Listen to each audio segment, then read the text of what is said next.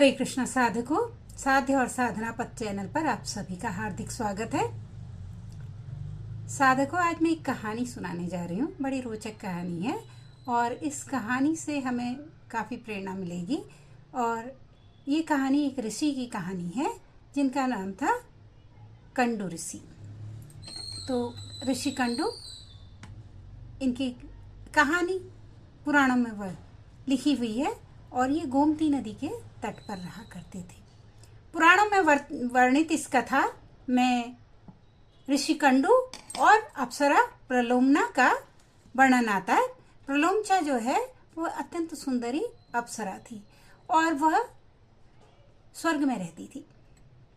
जैसे कि आप सभी को पता है, जो अप्सराएं हैं वो स्वर्ग में अत्यंत खूबसूरत अप्सराएं, सुंदर अप्सराएं हैं जो इतनी आकर्षक है कि कोई भी पुरुष जो है उनको देख करके आकर्षित हो सकता है। कोई भी योगी साधक उनको देख करके आकर्षित हो सकता है। हम कलयुग के तो मनुष्यों की बात ही क्या है, इतनी सुंदर अप्सरा थी। तो ऋषि कंडू जो है तपस्या में लगे हुए थे और वो उन्होंने घोर तपस्या करी और इस तपस्या में वो इतना ज़्यादा डूब गए कि उनको ना दिन का पता था ना रात का पता चलता था।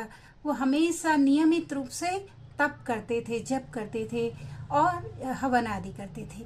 तो उनके इस तपस्या को देख करके इंद्र को बड़ी घबराहट हुई।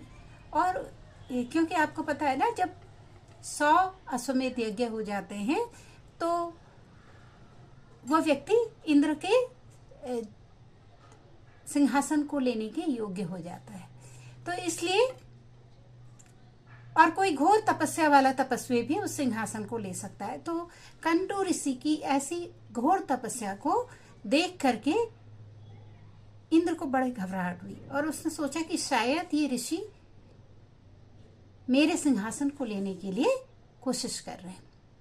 तो उन्होंने जाकर के प्रलोमचा नाम की अप्सरा को बुलाया और उससे कहा कि जाओ ऋषि की तपस्या को भंग कर दो।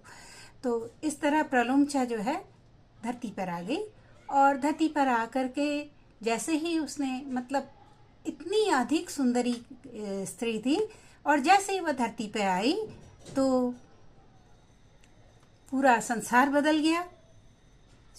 मधुर मंद मंद हवाएं बहने लग गई, सुंदर सुगंधित हवाएं बहने लग गई, पेड़ पौधों में फूल खिल गए, सुंदर आकर्षक वातावरण हो गया।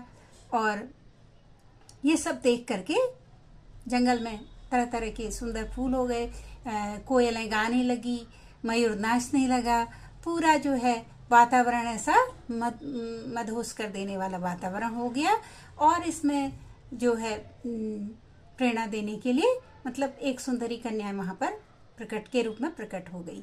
तो जब वहाँ पे कंडू ऋषि सुबह अपनी तपस्या आदि करने के लिए, सुबह नहाने के लिए गोमती तट पर जा रहे थे अपना कमंडलू आदि देख करके, तो उन्होंने बड़ा आश्चर्य हुआ, ये क्या हो गया, अचानक से वातावरण इतना मोहक हो गया। और तब उन्होंने जंगल में अकेली कन्या को देखा कि ये नृत्य कर रही है, मयूरों के साथ में नृत्य कर रही है, उनसे मुकाबला कर रही है, प्रतियोगिता कर रही है। और इतना सुंदर वातावरण मोहक और कन्या को देख करके ऋषि कंडू को अपने ऊपर नियंत्रण ही नहीं रहा। वो बिल्कुल कन्या के ऊपर डूब गए और उसके मुख पर मोहित होकर उससे बातचीत करने के लिए आगे बढ़े। कन्या ने भी उन पर रुचि दिखाई और इस तरह वे आपस में प्रेम में भर गए। तो इस तरह वह माया के जाल में डूब गए और अपनी तपस्या भूल गए कि वह कहाँ जा रहे थे। सुबह उठ करके वो कमंडलू लेकर के कहाँ जा रहे थे। तो ये देख करके और इसके बाद जो है बड़ा ही लंबा समय बीत गया। वे दोनों साथ में रहते, साथ में उठते बैठते, काफ़ी समय उनके प्रेमालाप में गुजर गया। और धीरे धीरे ये दिन बीत गए, रात बीत गई, फिर महीने बीत गए, सप्ताह बीत गए, महीने बीत गए और सालों बीत गए। ऋषि को कुछ पता नहीं है, वे पूरा होशो हवास खो चुके हैं। और उसके पश्चात एक समय ऐसा आया कि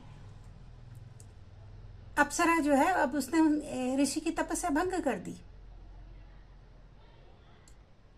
और उसका कार्य हो गया। अब वो पीछे छुड़ाना चाहती है। देखो वो लोग स्वर्ग के रहने वाले हैं, उनको धरती पे कोई ज्यादा इंटरेस्ट नहीं है, वो बस अपना काम करने के लिए आई थी और उसका काम खत्म। तो इसलिए ऋषि की तपस्या भंग करके करीब 1000 साल का समय निकल गया और ऋषि की तपस्या भंग करके वह निकलना चाहती थी, लेकिन अप्सरा को ऋषि जाने नहीं देना चाहते थे। वो तो हर वक्त उसके साथ रहते थे।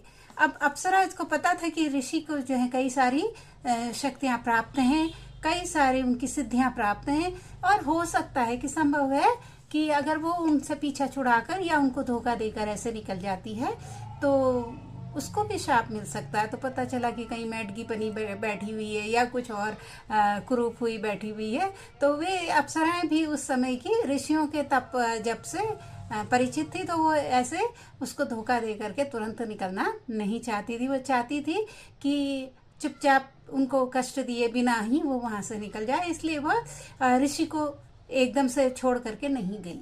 और इधर प्रलुम्चा के साथ जो है उसका समय बीत रहा था, वो वापस जाना चाहती थी, और इधर ऋषि उसके प्रेमालाप में डूबे थे और वो उसको एक क्षण के लिए भी अकेला नहीं छोड़ते थे। तो इसमें जो है प्रलुम्चा को बड़ा ही समस्या हो गई और वो तरह तरह की तकनीक अपनाती थी कि वह ऋषि के पास से हट जाए, लेकिन ऐसा अवसर उसे नहीं आता था। तो इसी तरह काफी समय बीत गया, लगभग 1000 साल का वक्त बीत गया, और एक समय ऐसा आया कि सुबह उठ करके ऋषि कंडू उठे और अपना कमंडल उठाए और जाकर के गोमती नदी की तरफ को चल पड़े। तो प्रलुम्चा को बड़ा आश्चर्य हुआ। उसने कहा कि आप क्या कर रहे हैं? इतने समय से तो ना तो पूजा कर रहे थे, ना प्रार्थना कर रहे थे, ना संध्या जप तप कर रहे थे, ये क्या अचानक से आप कर रहे हैं? तो उसने कहा क्यों, मैं तो ये रोज करता हूँ।